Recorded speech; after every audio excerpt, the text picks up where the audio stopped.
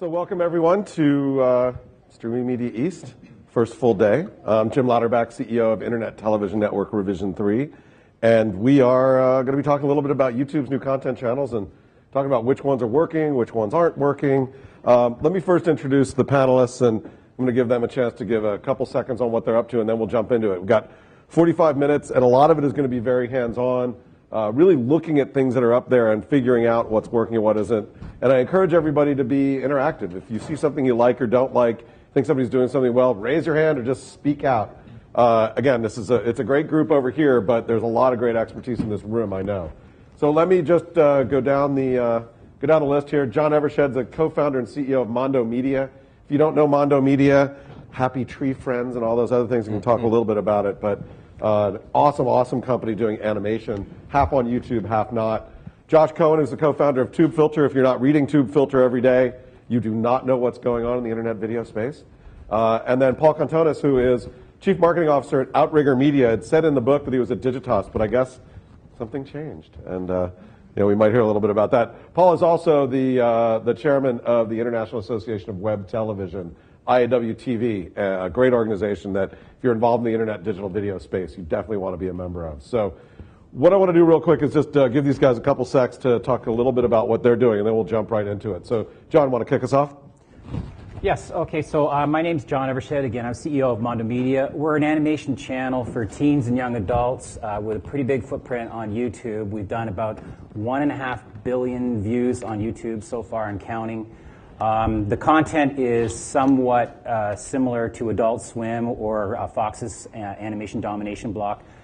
Targeted at teens, young adults. Best known probably for a couple of properties, Happy Tree Friends, the one that Jim just held up, as well as Dick Figures, which is coming on very strong for us. Those properties each do roughly 20 million views a month on YouTube as part of our offering on our channel, which is called Mondo Media, youtube.com/Mondo Media. We were also recipients of the YouTube investment to develop more content to really build out this channel. Unlike a lot of guys, we're building on the channel we've already got by adding lots more content to the channel. And it's very global. Our audience is from all over the world. The vast, and actually it's very mobile. Over 35% of our audience is coming from mobile. So that's who we are, Mondo Media Animation Channel on YouTube. Very good. Thank you. Josh? As Jim said, my name is Josh Cohen. I'm one of the co-founders of what's called TubeFilter. And TubeFilter more or less is kind of like an Entertainment Weekly / Hollywood Reporter, except focused on the online video industry. So we cover the web series and new media space the same way those publications cover traditional film and television. So that means everything from talking about some of the shows that John does to Revision 3's recent acquisition by the Discovery Channel to a lot of these, talking about a lot of these. There I am. A lot of these channels that that was not planned. to talking about a lot of these channels that we're going to see here. And then we also do an award show called the Streamy Awards with a company called Dick Clark Productions. They're the producers of the Golden Globes, the American Music Awards, American Country Music Awards, and it's a big red carpet award show, not unlike the Oscars or the Emmys, except we honor excellence in web television and new media. Cool. And Paul, do you want me to pull up a website for you? You don't need to. Okay, all right. My name is Paul Contonis. As of last Wednesday, I was the VP Group Director of the third act at Digitas, which is the brand content group at the company, at the ad agency Digitas. As of last Thursday, I became the Chief Marketing Officer of a company called Outrigger Media, founded in 2009, and it connects brands with content. Our focus is on developing a platform called OpenSlate, which measures and scores native digital content. Focus on attracting advertiser dollars into the space and helping advertisers understand how to buy against video content. I'll give you a little bit of data to tell you why this is important. Hulu served up in March about 1.3 billion video views in March. They served up 1.6 billion video ads. Advertisers think of that content as premium and they buy happily against it. YouTube served up 16 billion videos in March and only served up 1.7 billion ads. advertisers don't like that content. They don't think of it as a premium, and they don't like to buy against it. And when they do, it's a very low CPM. Our goal is to provide the missing metric for advertisers, which is the quality of content, create a scoring system very similar to a credit score, 3-digit score, which I'll be sharing with you guys today for the first time, that they can then buy against happily, comfortably, and explain to their clients why they're spending money on their content. Cool. So let's jump into the topic at hand. Which I up is what about YouTube?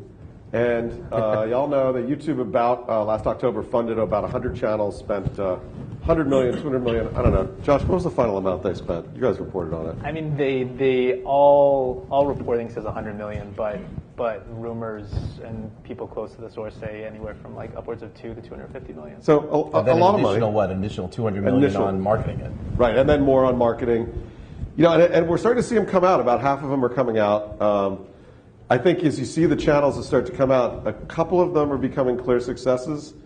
Some of them are just sort of bouncing, but some of them aren't. So really, when I want to take a look at, you know, first of all, why have so many not launched, and how do you define success? And I'm going to jump out of this and really jump into the first of all, this is a list of the channels that they launched. And if you look at it, you'll see the ones that are that have a black headline have not launched. The ones that have a blue headline mostly have launched. So I guess first of all, and I thought, John, that you guys hadn't launched because it was going over there, but you actually have launched. But why, John, why are so many not launching yet? It takes time. It takes time to identify the content you want to make. Then it takes time to literally sign the contracts with the people you want to make it. Then it takes time to actually make it. And I think some of the bigger guys are slower at doing those things.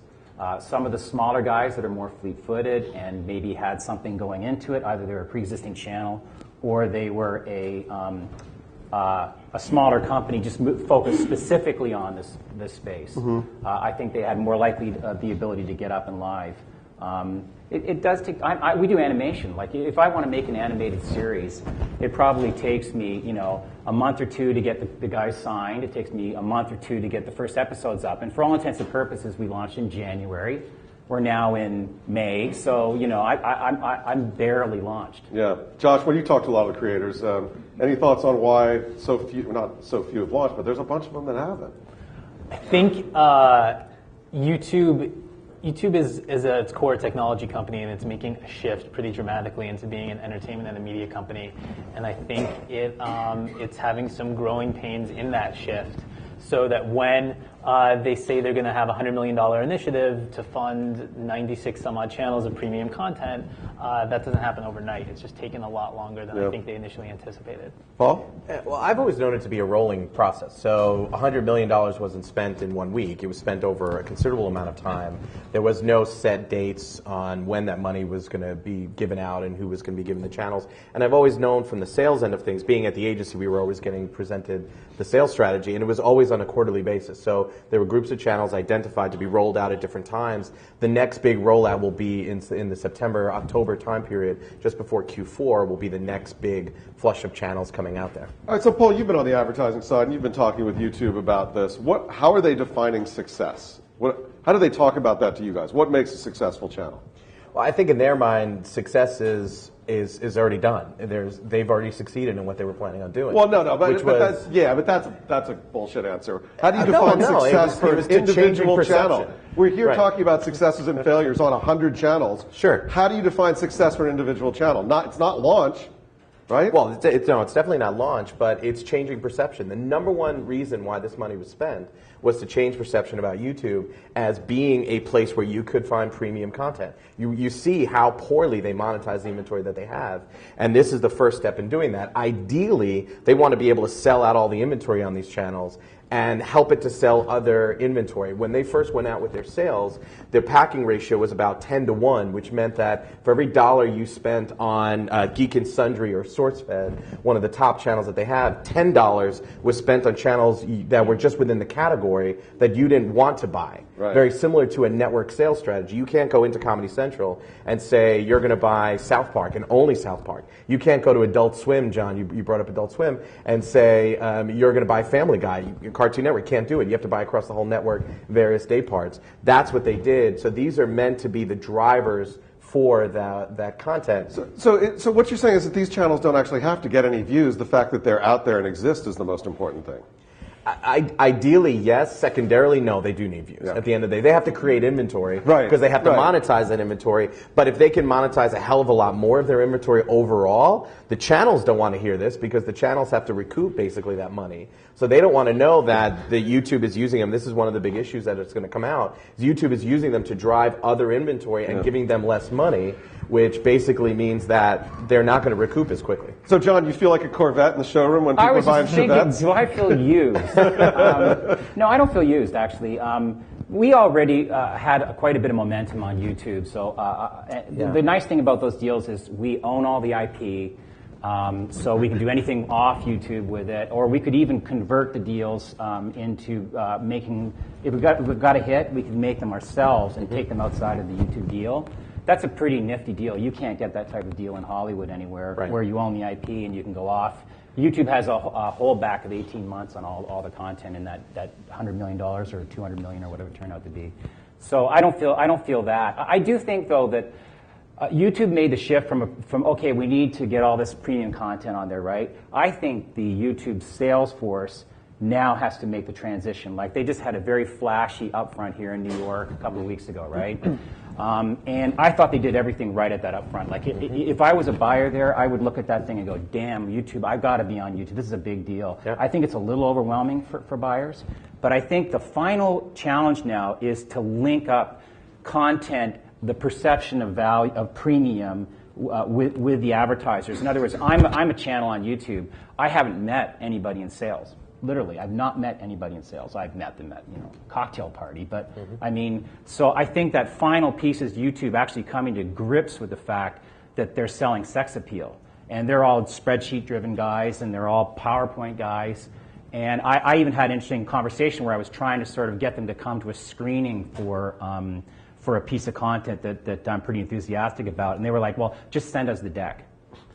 And it's like, well, actually, how are people going to get excited? They need to hear the boom. They need to hear the rumble. They need to sell the sizzle, right? Sell the sizzle, exactly. And that part's not there yet. Josh, how do you think, I mean, for the sake of our discussion here, are we talking about winners and losers and success and not? How should we define success? I mean, what makes a successful YouTube channel? Well, if you want the annoying answer, it's like what Paul said, is that they're all successes now at this point because they changed the conversation. But if you want to get a little more specific, I don't think there's a certain metric you can. There's no line in the sand you can draw and say, okay, a channel that has above this engagement or above this views or above this subscribers is a success, and the channel below all these metrics is a failure. But I think you can look at channels on an individual basis and definitely say that is a success or that's a failure. Let's do that then, because I think I wanted to start out with what I thought were successes, but since you're saying everything's a success, I'm going to start out with one that I think is a failure, at least so far. So this is Smart Girls at the Party, the Smart Girls channel. There are 375 video views and 67 subscribers. Yeah, is this a success? 98% of the videos, the channels on YouTube are better than this channel. So these guys took a bunch of money. Amy Poehler's behind it. They're bacon strawberry shortcake sliders. Yeah. What's wrong with this? Amy Poehler needs to be in them. Hey, now that's an interesting point of view. So a lot of these channels were sold around a particular talent, and that talent actually hasn't shown up. There's no engagement on this channel. So when we look at the data about this channel, overall, it's the lowest, probably one of the lowest scores you can get in our system on engagement, which means that no one's commenting back, no one is clicking thumbs up, no one's doing anything on these videos, and they're not traveling off of YouTube. Plus, they're incredibly inconsistent. So they put out videos every now and then, and the views aren't that high. Or they're mixing up. Some do really well, some do very poor. So you've got everything going against you in this case. What's that? There you go. Yeah, doing yogini. So she's there. And she got 18 versus 20. So I would venture to say that I don't know. I mean, I'm watching this. I think part of this is you see this a lot with some of the YouTube original channels where lots of established entertainment and notable Hollywood celebrities and names who are coming over to the platform are doing phenomenally poorly on it. It's the YouTubers, it's the people who have been on YouTube for the past several years, or the people that know how to engage in the community that are doing incredibly well on these YouTube original channels. Like Tony Hawk has another, is the spokesperson for another channel, and his channel is not, despite Tony Hawk and despite all the credibility that name may lend, his channel isn't quite doing as poorly as Amy Poehler's, but it's not doing well. What's the name of that channel? What's that? Oh, yeah, there's a question in the audience. Go ahead. Yeah, quick question with regards to this. There's low and then there's really low. Right. When I see something that's this low, what jumps out at me isn't necessarily lack of engagement, but lack of promotion. Right. So that's a really good question, is what about promotion, and is promotion actually happening to sort of get people exposed to this? John? Sorry, John. Yeah. No, I looked at your phone and I was thinking John because you're doing this. You're a channel out there. Are they promoting what you're doing? No, they say they are. I couldn't even quantify. I have no idea what that means. So the way we promote is through social media platforms. It's through Facebooks and Twitters and stuff like that. So you can't sort of buy media to create interest. It's very difficult to do that. But YouTube can be putting this stuff on the homepage, right? Well, there's no place to really curate the homepage. The homepage is owned by the advertising team. It's not owned by the editorial team, so they really can't do that. Oh, that's a problem. Josh, you want to add anything before I just heard conversations where YouTube is reticent to, at this point, put original channels in some featured location on the homepage because, like Paul said, that space is designated for advertising. You sell it at a very high dollar amount, the homepage. Right. So, okay. Yeah. Go ahead. No, if Smart Girls has a website or something like that where they're doing blogging, there's a lot of different ways to promote a website. I think they're relaunching in July. So I would too. So relaunching. Any thoughts on what they're going to do better when they relaunch? Well, I think they need a better name. I mean, because what does Smart Girls at the Party say? They need a better name. Smart Girls at the Party. Owns available. And the sad thing about this is this channel launched in 2007. Yeah. So this channel has actually been up for quite some time, and it has not. We don't know what the activity has been on it. Well, there's only 12 videos, so yeah, it's just been dormant. It's just been sitting there. So I think that people need to go the traditional route with publicity. Why aren't people doing like when they're on the Tonight Show? Why don't they mention these days that they have a channel? Yeah. So again, I didn't mean to single them out, but I wanted to talk about a number of channels and what's working. So but by the way, they're not the worst. What's the worst? Maker Music. Maker Music is actually. Kick TV. Sorry, Kick TV is actually the worst one out of all of them. Let's go take a look at Kick TV and find out what's not working. And let's move on to some that are working. We will. And I'm sad about this one because it's a soccer one. Everybody likes right there, Kick TV. Everybody likes the failures. I think that says something about American consumers. So Kick TV. So wow, check that out. That looks like it looks awesome. It looks good. See, I have a little theory about like stuff that looks too slick. You know, when you think about the 14 through 24 demo, which is probably the core of YouTube, I actually think that there's an aesthetic and a kind of cultural thing where they're rejecting their mom and dad's warmed over TV, and they're wanting to identify their own heroes, their own stars on their platform that they love and that they're creating themselves. And when they see this sort of stuff that looks a little bit too close to TV and a little bit like infotainment almost, I think they kind of glaze over because it just feels aesthetically like something that they're not part of. Like this is somebody else's entertainment that they're watching. Right. But the good thing about it is it's getting a lot better. It's growing a lot rapidly. If you look at some of the newest videos, it's actually really starting to take off. But up until a couple of weeks ago, this was the worst one. But it really is making a big shift. Yeah, it's making a big shift. What made it so bad? Well, just they weren't being very consistent when they first started. Yeah. They were just getting their feet wet, and now we're just... It could be simply discovery, right? I could just like... Now they're starting to take off. I mean, yeah, look at within the weeks. The week. Well, they've got doing very well now. Yeah, but very well is 1,000 views an episode. No, that's not. No, but it's better than it was.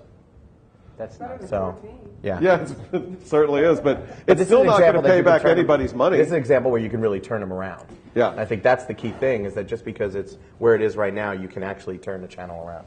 What metric were you? So YouTube, from Bleacher Report, we're part of this program, so they're pushing on us to make sure we're constantly pointing at the subscribe button. Right. Which seems to be more their metric than my metric, but that's a different discussion for another day.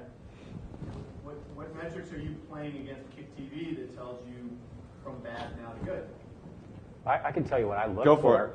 Like, I look for, not all of our shows are going to hit. The ones that hit have to do millions of views in order for us to prop up our channel. It's really straightforward, right? It cost me probably $5,000 to make a short. And, we net from YouTube maybe a $2 CPM end of day. So you can do the math on that, right? How many views do you need to recoup your $5,000? I think those CPMs are all going to go north as YouTube starts to kind of move into this premium sales thing, but by orders of magnitude. So my $2 is going to go to $4. It's kind of a game changer, Right.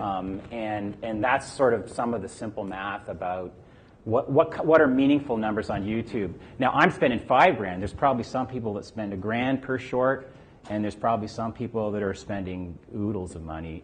So they've got to be doing tens of millions of views. There's very few. I don't think anybody does consistently tens of millions of views. Like, I think the very best. Epic rap battles of history. Yeah, there you go. Yeah, they do very well.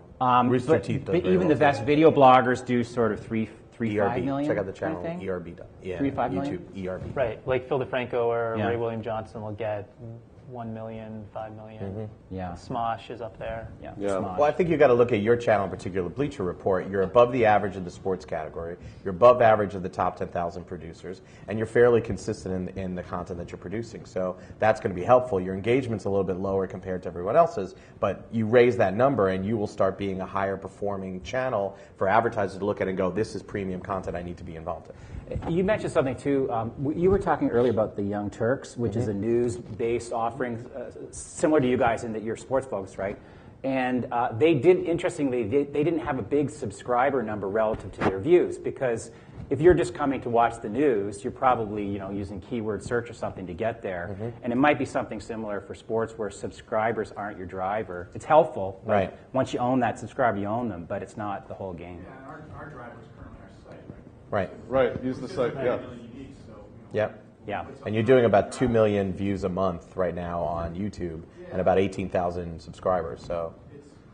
it's a tough battle. It's sort of getting into the promotional side of it. You play the, and I guess that's part of the tactical battle of channels. So you go back to Amy's example, the Amy Poehler example, that is all non-native SEO on YouTube, right? And other channels are playing the pure SEO game within YouTube, right? Trying to get the same way people game Google News. Right, use it, yeah, optimizing for YouTube specifically. Yeah, and just decide that that's your platform versus your website. That comes down to which.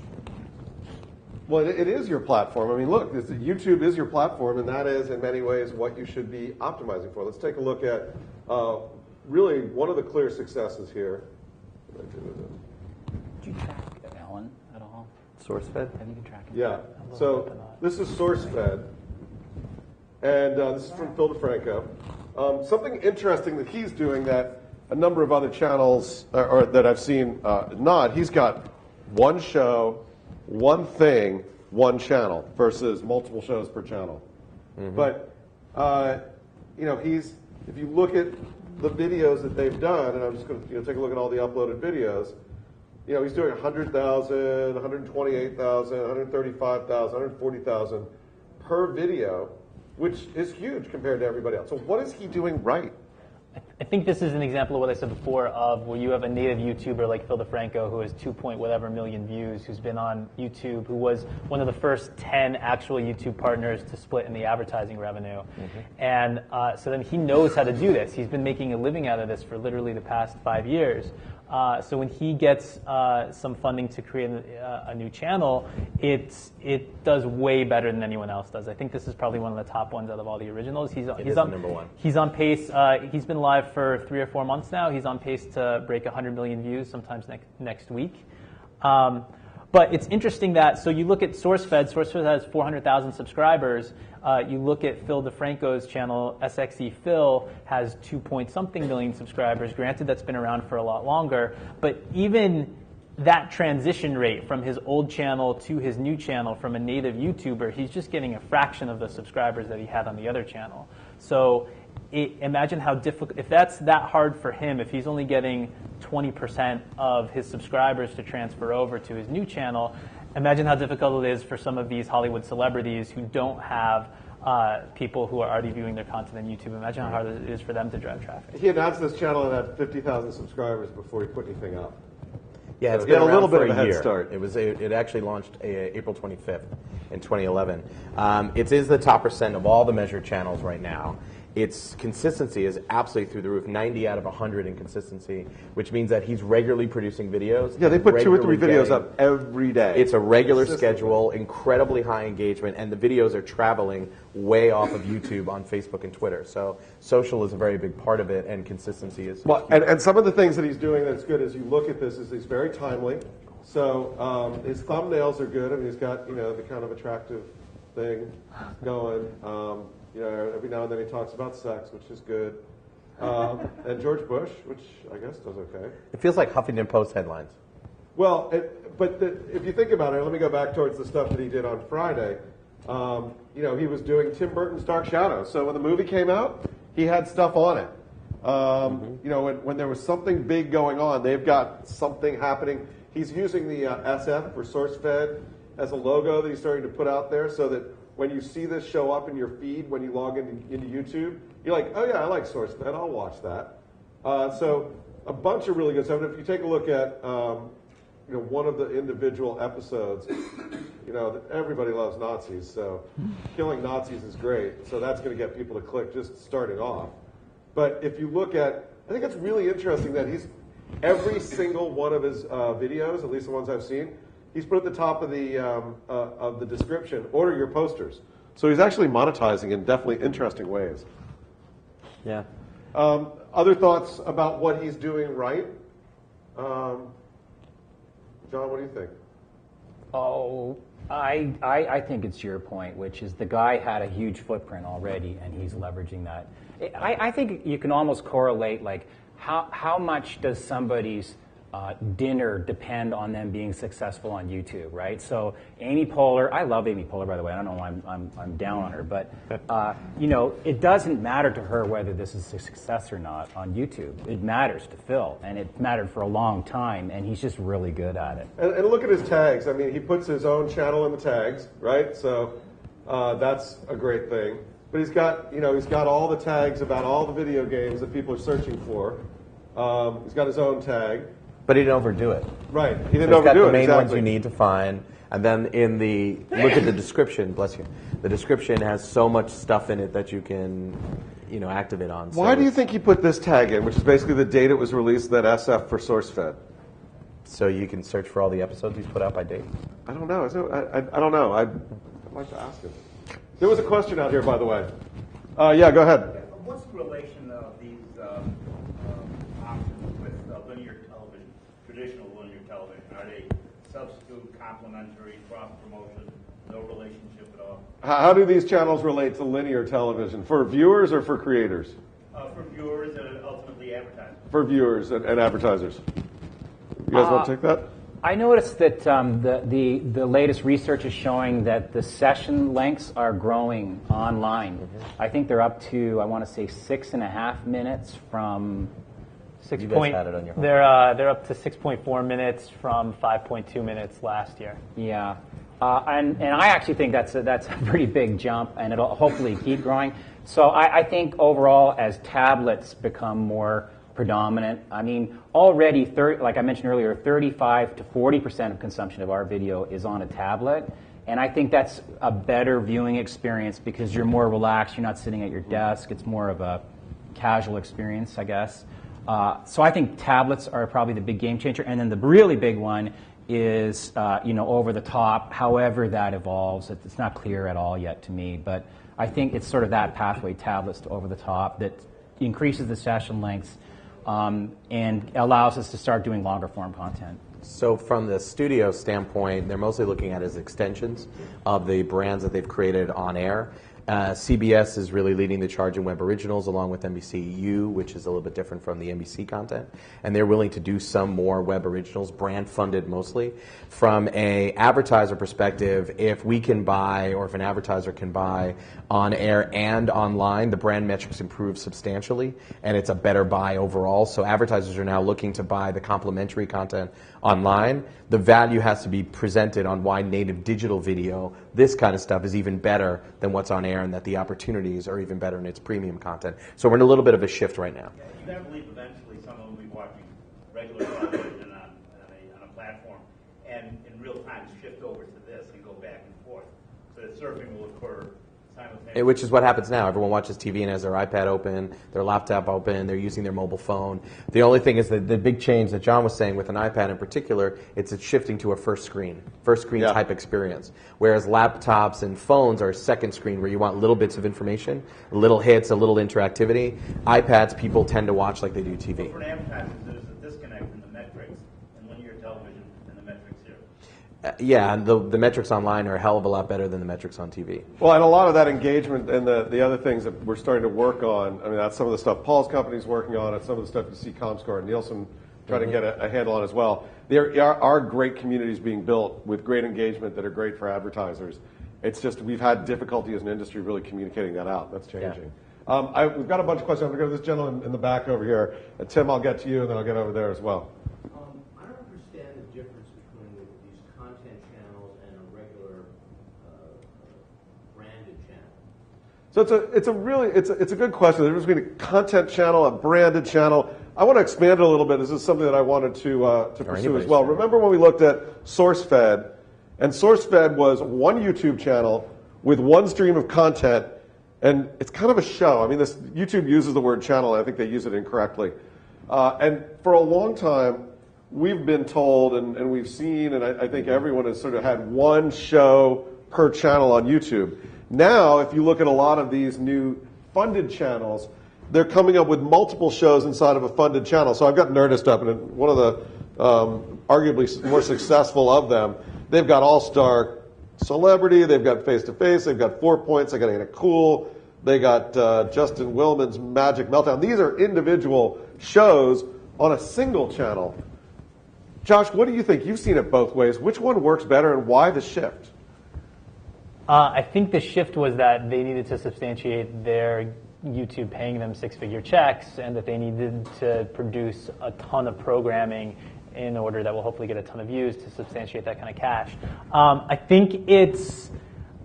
I think it'll eventually, consumers will get used to this. Like you said, it was traditionally we have one show per channel, but I think consumers are starting to get used to this type of programming. Like the Nerdist is eventually going to have something ridiculous like 30 some odd channels, which might be a little overkill, but for the time being, it has a few and it has specific release schedules for specific days. The idea is that then the shows are cross-promotional and feed off of each other, like The Daily Show feeds into Colbert Report. Well, John, I mean, if I'm a fan of Happy Tree Friends, I can't just subscribe to Happy Tree Friends, right? I've got to subscribe to the whole Mondo Media channel and get everything, right? I think you bring up a really, I think they'll solve this problem. It's not that hard. You just, I can subscribe to a channel or shows within a channel. They just need a mechanism to do that. It's not there yet. Yeah.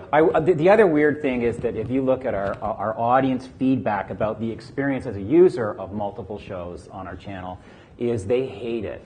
They really do. Like, when we post a new show on an existing channel, they're like, this show sucks. This is the worst. Yeah. I came here, I signed up for Happy Tree Friends, and I got this new piece of crap. Like, I'm done. I'm out of here. Like, that's literally the response.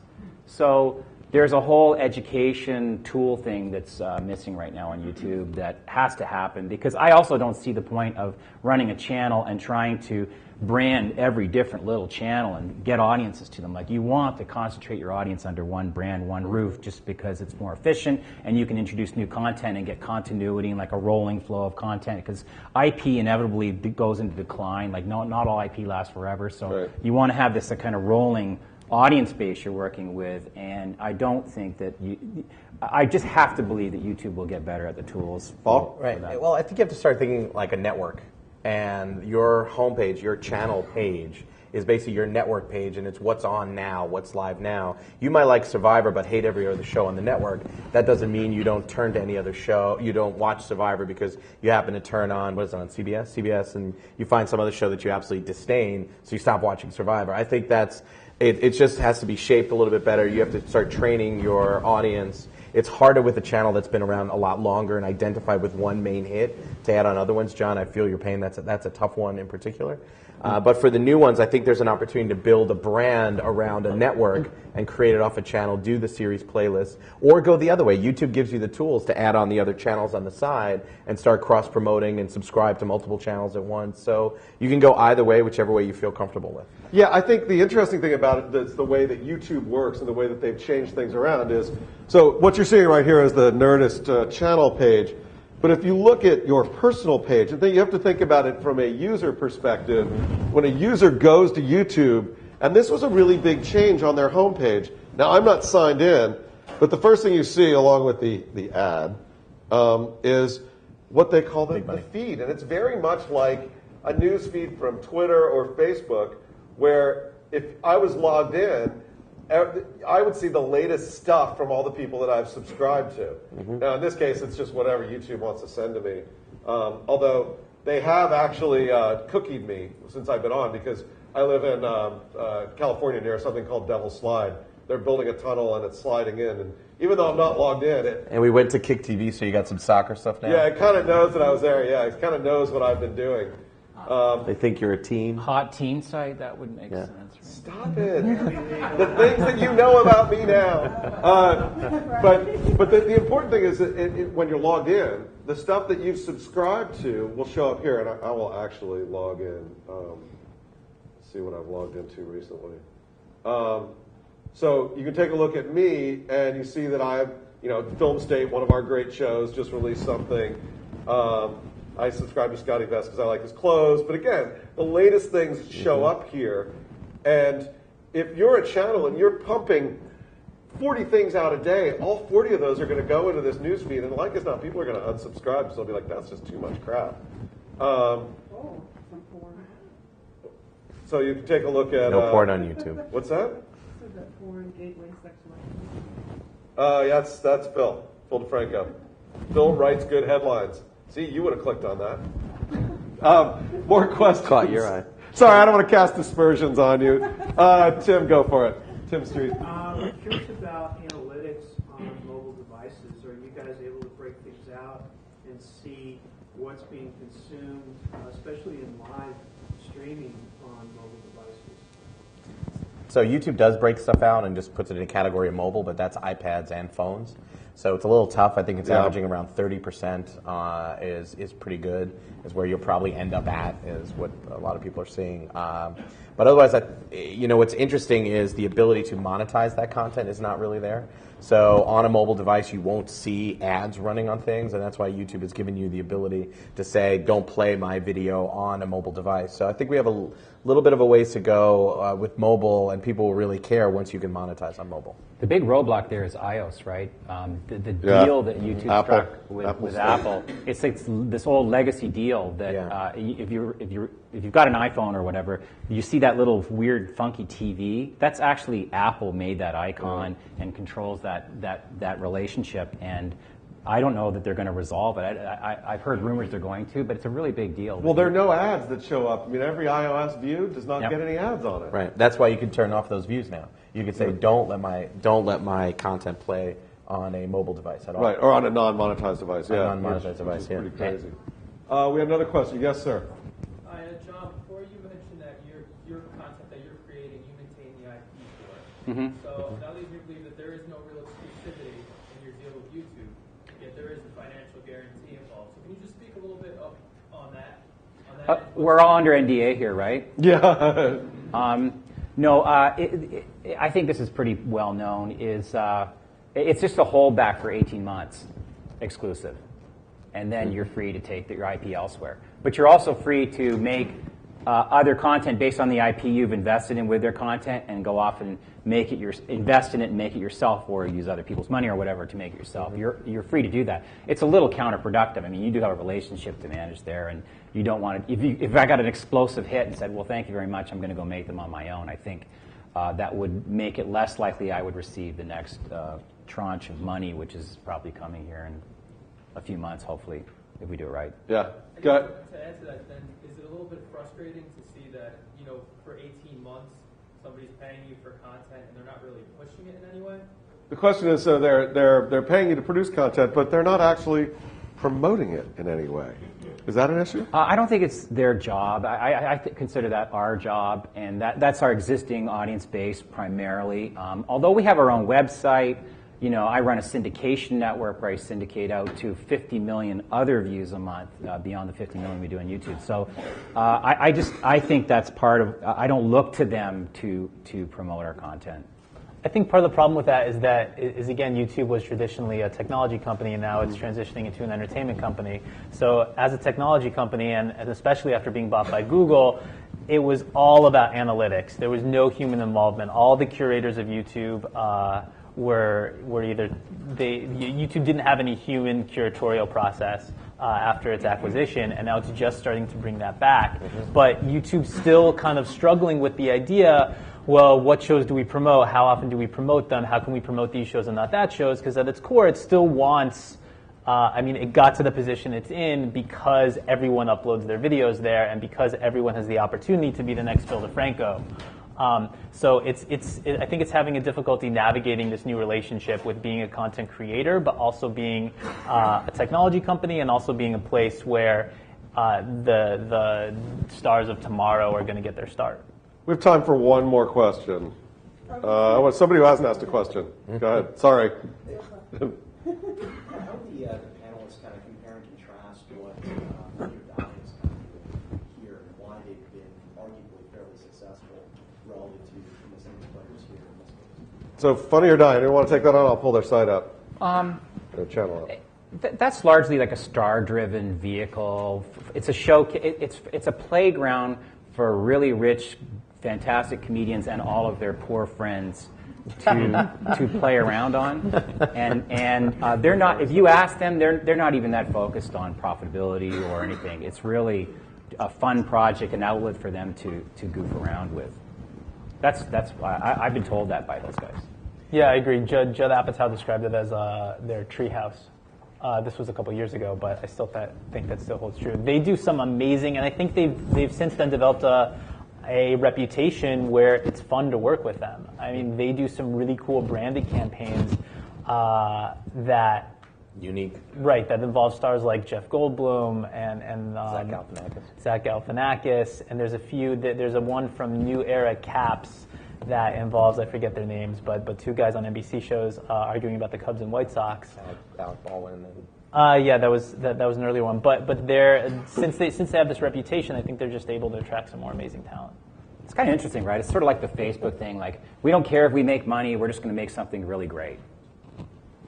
But their new slate of programming looks pretty good. So they are really going to make a big push on their new original programming that is not just star-driven, but incorporates the stars and is really going deeper on those stars versus kind of doing one-offs. They did a lot of one-offs with a lot of people, and now they're going to go deeper on some new series because they had a lot of success with Between Two Ferns. It just showed up on Comedy Central a couple of weeks ago as well in its premiere. So you're going to see a lot more of that. Here's another interesting thing, which I'm going to ask the gentleman from Bleacher Report about, which you probably won't answer. But I think it's interesting you look at the featured channels over on the right and how people ended up there. And look, Bleacher Report's there, along with Crack.com, which is from Demand Media and a bunch of other things. I wonder if they're charging for that. No. That's good for you guys. That's great. That's the $200 million. But that's another way to get that out, is to make sure that you're working with other channels to get featured and do that cross-promotion. Right. With that, we are out of time. It's lunchtime. Thank you guys very much. Thank you, Paul. Thank you, Josh. Thank you, John.